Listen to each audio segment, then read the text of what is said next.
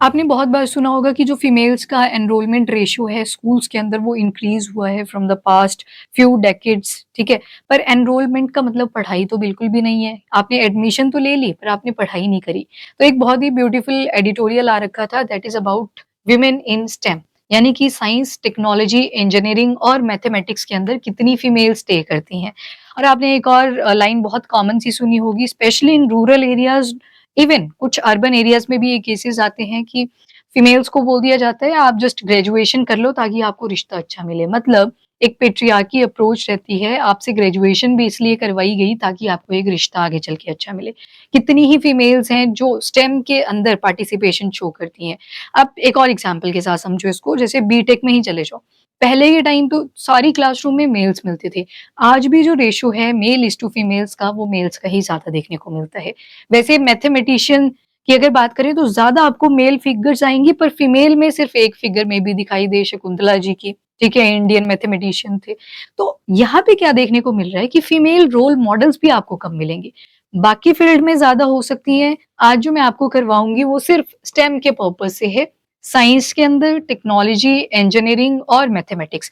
बहुत सारे एग्ज़ाम्पल आपके दिमाग में स्टक कर रहे होंगे, मैंने तो जस्ट आपको 2 एग्ज़ाम्पल शो करे, पर आप क्या देखोगे कि नंबर बहुत लिमिटेड मिलेगा, ठीक है? तो आपके जीएस पेपर 1 के अंदर इश्यूज रिलेटेड टू वुमेन बात करते हैं, और वैसे ही आपके जो 17 गोल्स हैं सस्टेनेबल डेवलपमेंट गोल्स के, उसमें आता है एक SDG number 5 which talks about gender equality, जो कि आपको यहाँ इंश्योर होती नहीं दिखेगी। अब देखते हैं कि आर्टिकल में क्या बोला था कि सभी सरकारों ने, अब यहाँ पे इंडिया की बात नहीं मैं कर रही, पहले ग्लोबल लेवल पे देखेंगे, इंडिया का बाद में देखते हैं।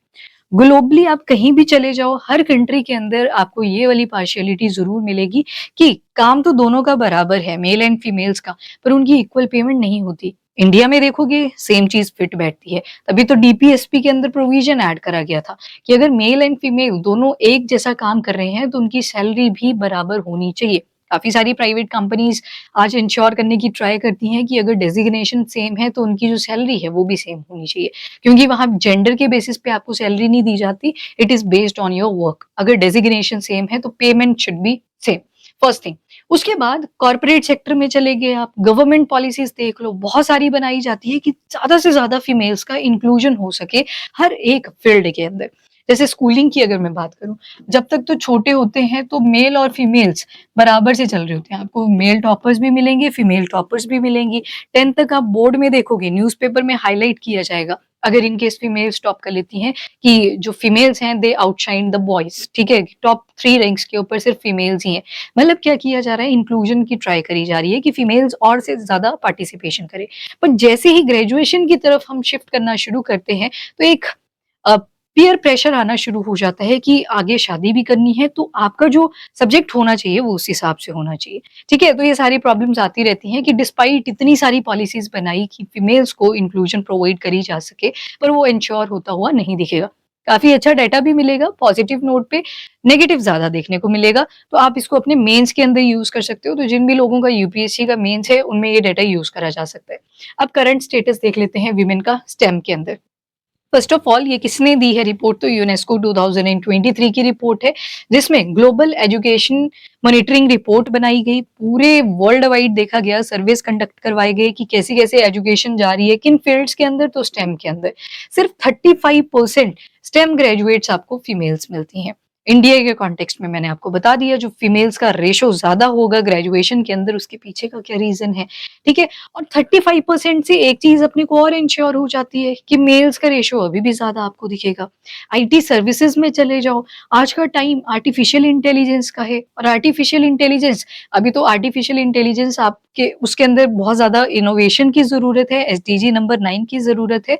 पर क्या होता है, जो इंसान उसे बैकएंड पे बना रहा है, अगर वो पूरी की पूरी मेल्स की टीम होगी, तो उनका जो पर्सपेक्टिव होगा, ओपिनियन होगा, वो भी मेल्स ओरिएंटेड आपको मिलेगा। वहीं पे अगर फीमेल्स भी पार्टिसिपेट करेंगी, तो आपको मे बी वो न्यूट्रल सा एक पर्सपेक्टिव देखने को मिले। मैं एक्सट्रीम फेमिनिज्म की बात नहीं कर रही, पर जो मेल्स मेंबर ज़्यादा थे, उसको काउंटर करने के लिए अगर एक मेंबर फीमेल भी आती है, तो वो पर्सपेक्टिव लीड कर रहा था from the patriarch point of view, वो न्यूट्रलाइज़ हो सकता है। नेक्स्ट कॉन्फिडेंस गैप, जैसे मैंने आपको बताया कि जब तो छोटे होते हैं, तो साइंस में देख लो, मैथमेटिक्स मैथमेटिक्स में देख लो, मेल और फीमेल्स बराबर चल रहे होते हैं क्योंकि कोई पीयर प्रेशर नहीं होता। पर जैसे-जैसे एज बढ़ती है तो साइकोलॉजिकल फैक्टर्स बहुत ज़्यादा ऐड होने लग जाते हैं। इवन अगर मान लो आप सब ठीक था, आपने शादी भी कर ली पर आपका करियर भी सेट था, पर क्या आता है बीच में आ जाती है मैटरनिटी वाला पीरियड, ठीक है? आप प्रेग्नेंट हो जाती हैं, उसके बाद बेबी जब कंसीव किया, डिलीवरी होती है तो उनकी टेक केयर के लिए बहुत सारी फीमेल्स ड्रॉप आउट ले लेती हैं फ्रॉम देयर करियर, ठीक है? करियर को छोड़ के जो मेन काम होगा दैट इज़ चाइल्ड केयर उसके ऊपर फोकस करना शुरू कर देती हैं। वैसे कल्चरल स्टीरियोटाइप मैस्कुलिनिटी आपको दिखेगी, मैंने एग्जांपल भी आपको दे दिया एक इनोवेशन का जिसको आज के टाइम पे आप बोलते हो कटिंग एज टेक्नोलॉजी, जो इन फील्ड्स के अंदर आगे चलेगा वो ग्रो करेगा। जैसे आर्टिफिशियल इंटेलिजेंस है, क्वांटम टेक्नोलॉजी है, देन क्लाउड कंप्यूटिंग है, इस तरह की बहुत सारी कटिंग एज टेक्नोलॉजीज आज के टाइम पे इमर्ज कर रही हैं और फीमेल्स के ऊपर एक नोशन लगा दिया जाता है कि क्यों करना है, चुपचाप जाओ ग्रेजुएशन करो, आर्ट में करो, साइंस में करो और बाद में शादी करो, ठीक है? तो इसी वजह से ये रेशियोज आपको रिड्यूस देखने को मिलेंगे।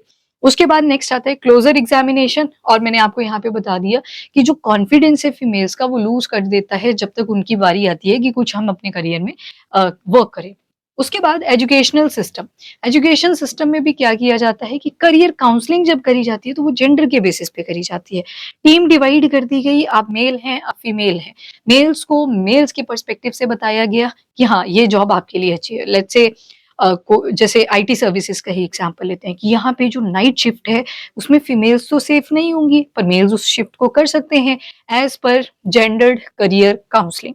और फीमेल्स को बोल दिया जाएगा कि नहीं, आईटी सर्विसेज तुम्हें ऑप्ट नहीं करनी चाहिए, रीजन बिहाइंड कि रात को भी शिफ्ट होगी, कैसे अटेंड करोगे, ठीक है? तो ये मल्टीपल फैक्टर्स आते हैं जो काउंसलिंग में ही आप देख रहे हो कि करियर जब आप ऑप्ट कर रहे थे तो आपको ये चीजें बताई गई कि कौन सी चीजें मेल के लिए ज्यादा अच्छी हैं, कौन सी चीजें फीमेल्स के लिए अच्छी हैं। जैसे फीमेल्स के साथ एक कॉमन एग्जांपल बोल दिया जाता है कि teaching is the best option, ठीक है? और थोड़े लिबरल फैमिली में होंगे तो बोलेंगे doctor is the best option. मतलब आपको जो आईटी सर्विसेज हैं उनसे पीछे हटाया जाएगा। जो स्टेम वाले आप फील्ड्स देखते हो उसमें बहुत कम आपको मिलती हैं। फीमेल्स मैथमेटिक्स में बहुत सारी ग्रेजुएशन करती हैं, बहुत कम पोस्ट ग्रेजुएशन करेंगी और पीएचडी जाते-जाते तक वो लोग रहते हैं जो एक्चुअल में इंटरेस्ट शो करते हैं मैथमेटिक्स के अंदर।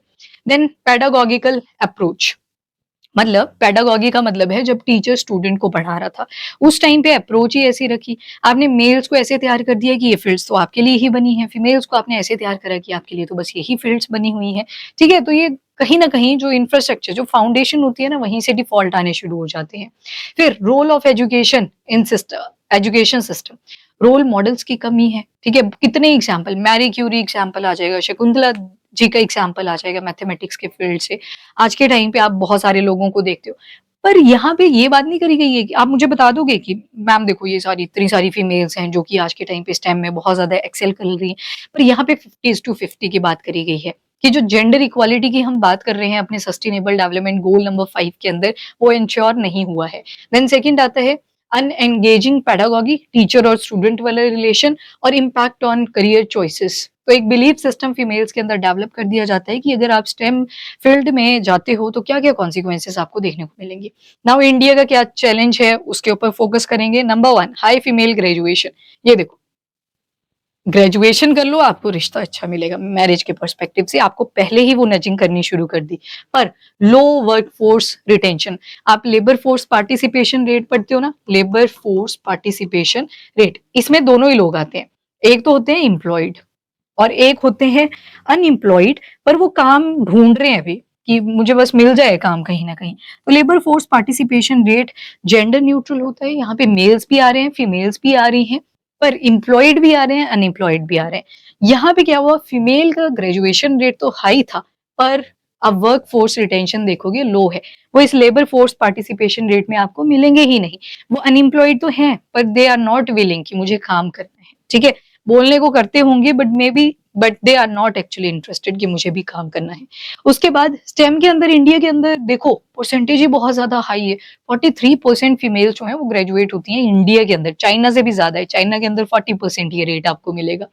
और सिर्फ 26% ऐसी फीमेल्स हैं जो टेक्नोलॉजी वाले सेक्टर के अंदर जाती हैं, जो आज की कटिंग एज टेक्नोलॉजी है उसके अंदर पार्टिसिपेशन शो कर रहे हैं। फिर आता है सिस्टेमिक वर्क प्लेस बैरियर। जैसे मैंने बताया आजकल शिफ्ट होती हैं, जैसे कईयों की मॉर्निंग होती है, कईयों की इवनिंग होती है, कईयों की नाइट शिफ्ट होती है। तो नाइट शिफ्ट से तो सीधा ही साइडलाइन कर दिया जाता है। पहला एक्सक्यूज़ ही ये दिया जाता है कि नाइट शिफ्ट में जाना पड़ेगा, कैसे अप डाउन होगा? तो एक बैरियर तो वो आ जाएगा। दूसरा मैटरनिटी और चाइल्ड केयर सपोर्ट। इंडिया में इवन बहुत सारी फॉरेन कंट्रीज भी आपको मिलेंगी, कई सारी डेवलप कंट्रीज के अंदर मेल और फीमेल दोनों की रिस्पॉन्सिबिलिटी होती है चाइल्ड केयर के साथ।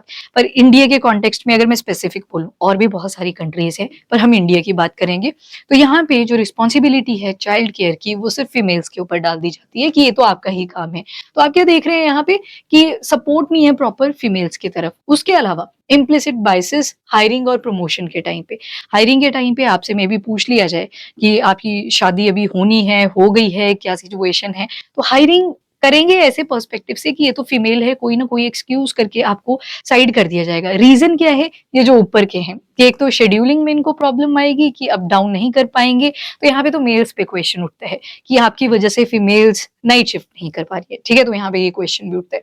उसी के साथ यहाँ पे लिखा है maternity and child care support. अब चाइल्ड केयर जब दोनों का बच्चा है तो दोनों की रिस्पॉन्सिबिलिटी बनती है। Why implemented only on the females कि आपने ही चाइल्ड केयर करनी है? तो ये सारे लीकी पॉइंट्स आपको इंडिया के कॉन्टेक्स्ट में मिलेंगे। नाउ क्या क्या कॉम्प्लेक्सिटी आ रही है?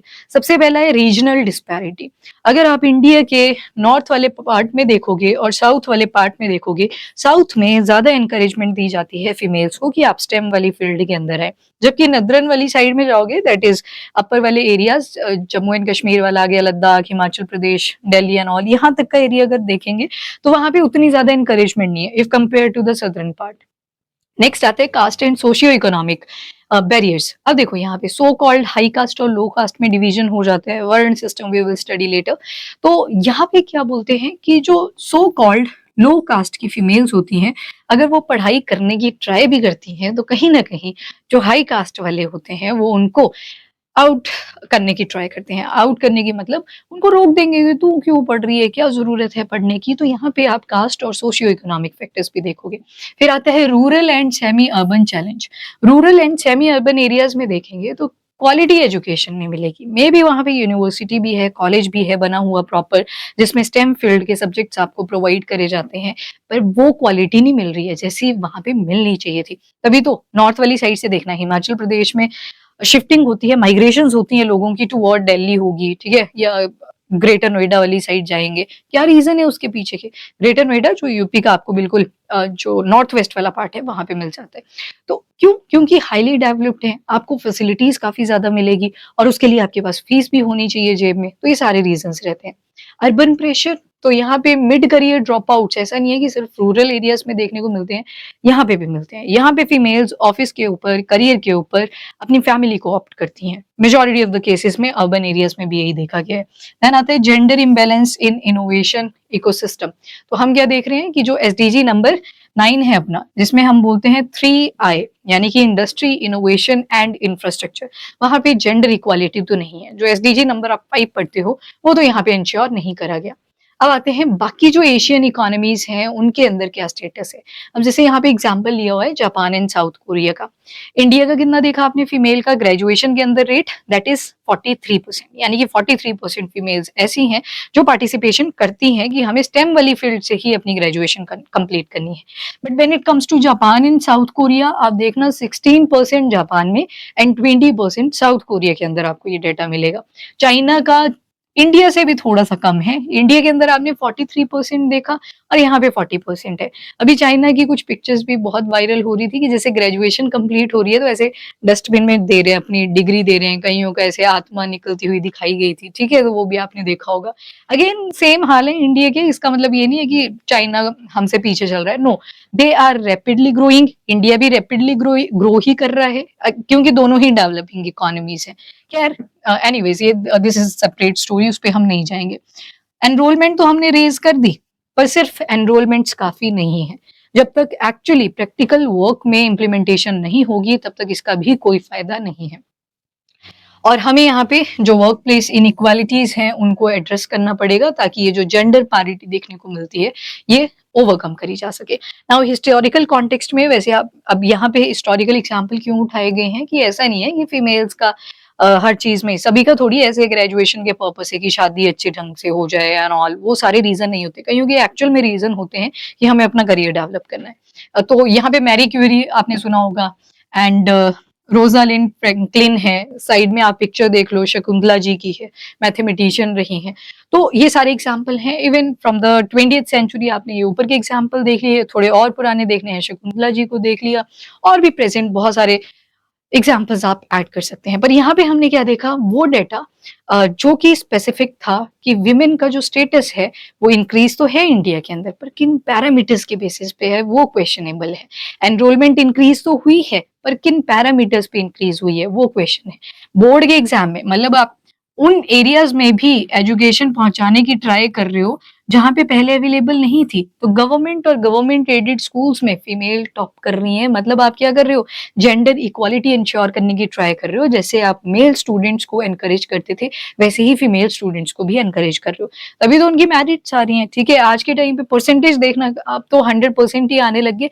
पहले के टाइम पे भी देखोगे तो ज़्यादा आपको रिजल्ट्स मेल्स के एंड से मिलते थे, अब आपको फीमेल्स से भी मिल रहे हैं। ठीक है? तो मल्टीपल चीज़ें हैं, मल्टीपल फैक्टर्स हैं जो आप यहाँ पे ऐड कर सकते हैं। इसके अलावा इस क्वेश्चन को ज़रूर से अटेम्प्ट करिएगा, जो आपने पॉइंट्स पीछे पढ़े वही यहाँ पे आ जाएँगे एंड अपने हिसाब से भी आप ऐड कर सकते हो। One more example that you can add वो पॉलिटिक्स के बेसिस से होगा, वो भी आप ऐड कर सकते हैं क्योंकि ये क्वेश्चन काफ़ी ब्रॉड बना हुआ है। यहाँ पे लीडरशिप भी बोली गई है एंड इसके अलावा you can follow me on Instagram.